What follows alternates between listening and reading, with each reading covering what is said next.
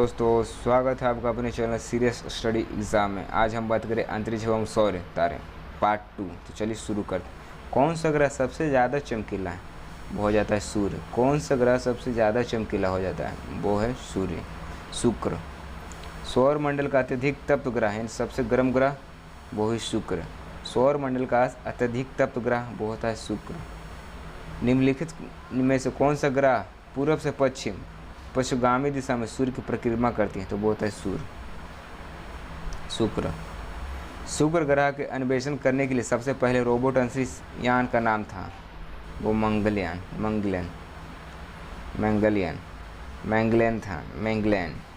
कौन सा ग्रह जल में तैरता हुआ प्रतीत होता है? तो वो होता है शनि।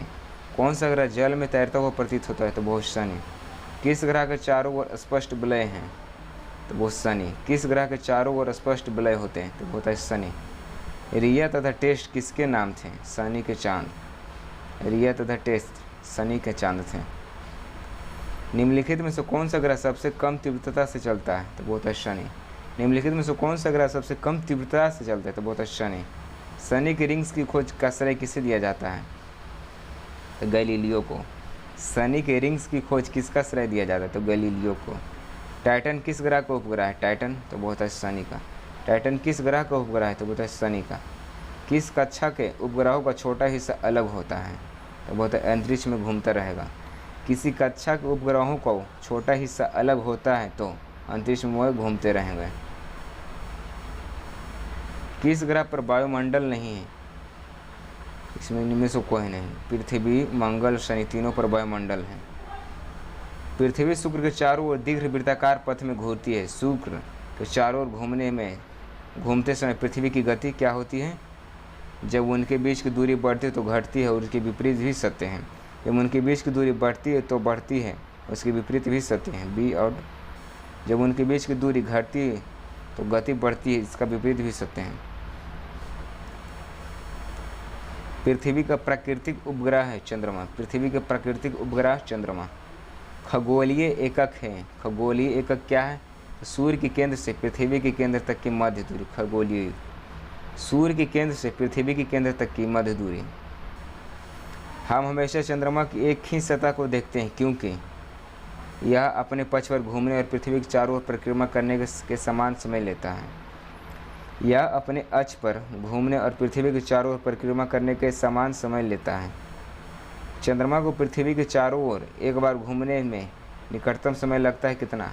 वो 28 दिन। चंद्रमा को पृथ्वी के चारों ओर एक बार घूमने में कितना समय लगता है? तो 28 दिन। सूर्य के परिप्रेक्ष्य में चंद्रमा के परिक्रमण काल है कितना? एक सौर महीने के बराबर।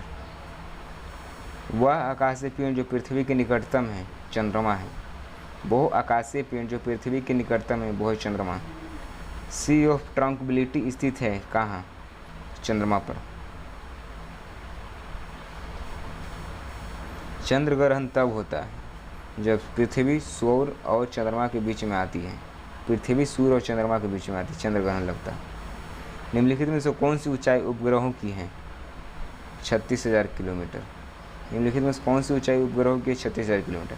एक प्रकाश वर्ष इससे सर्वाधिक समीप है 10⁻16 मीटर। एक प्रकाश वर्ष सबसे सर्वाधिक समीप है 10⁻16 मीटर।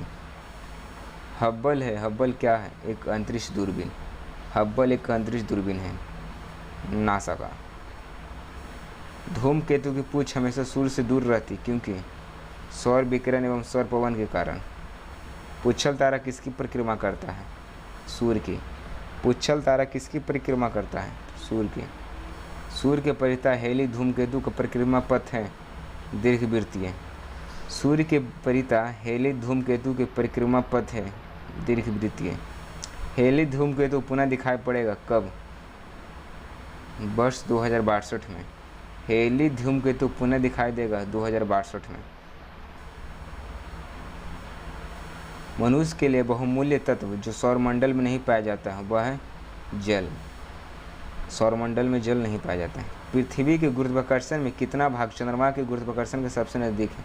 तो 1/6। आपका जितना भी वजन रहेगा पृथ्वी पर उसका 1/6, यानी आप पृथ्वी पर 60 किलो हैं तो चंद्रमा पर जाकर आप 10 किलो हो जाएंगे। ग्रह अपनी विभिन्न दूरियों पर गतिशील रहते हैं क्योंकि गुरुत्वाकर्षण अभिकेंद्रीय बल द्वारा, गुरुत्वाकर्षण के अभिकेंद्रीय बल द्वारा। ग्रह सूर्य के चारों ओर घूमते हैं, इसका कारण क्या है? गुरुत्वाकर्षण बल। ग्रह सूर्य के चारों ओर घूमते हैं, इसका कारण क्या है? गुरुत्वाकर्षण बल।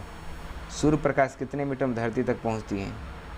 तो 8 मिनट 20 सेकंड, लेकिन 8 मिनट 30 सेकंड भी यहाँ ऑप्शन दिया गया है। जब कोई व्यक्ति ध्रुवीय क्षेत्रों से भूमध्य रेखा की ओर आता है तब पादपों और पशुओं की भिन्नता बढ़ती है। जब कोई व्यक्ति ध्रुवीय क्षेत्र से भूमध्य रेखा की ओर आता है तो पादपों और पशुओं की भिन्नता बढ़ती है। जैसे जैसे विषुवत रेखा से समांतर के साथ ध्रुव की तरफ बढ़ते हैं तो वैसे वैसे पाया जाता है क्या? वनस्पति एवं पशुओं की प्रजाति कम होती जाती है। पृथ्वी का जुड़वा ग्रह कौन सा है? वो होता है शुक्र। पृथ्वी का जुड़वा ग्रह शुक्र। निम्नलिखित में से कौन सा तारा पृथ्वी के सबसे निकट है? सूर्य। पृथ्वी के सबसे निकट है शुक्र, सूर्य। पृथ्वी के नज़दीक कौन सा ग्रह है? शुक्र। पृथ्वी के सबसे नज़दीक ग्रह शुक्र। निम्नलिखित में से किस ग्रह का नाम प्यार की रोमन देवी के नाम पर रखा गया था? तो वो होता है वीनस। यूरेनस और वीनस, यानी अरुण और वरुण। यूरेनस और वीनस नहीं, इसमें वीनस है। अगला क्वेश्चन, सूर्य के पश्चात पृथ्वी के सर्वाधिक निकटतम तारे से पृथ्वी पर प्रकाश कितने समय में पहुंचता है? सूर्य के पश्चात पृथ्वी के सर्वाधिक निकटतम तारों से पृथ्वी पर प्रकाश कितने समय में पहुंचता है? 4.2 वर्ष में। आई होप वीडियो आप लोगों को पसंद आया होगा। लाइक कर दें, शेयर कर, सब्सक्राइब करना भूलें। Thank you.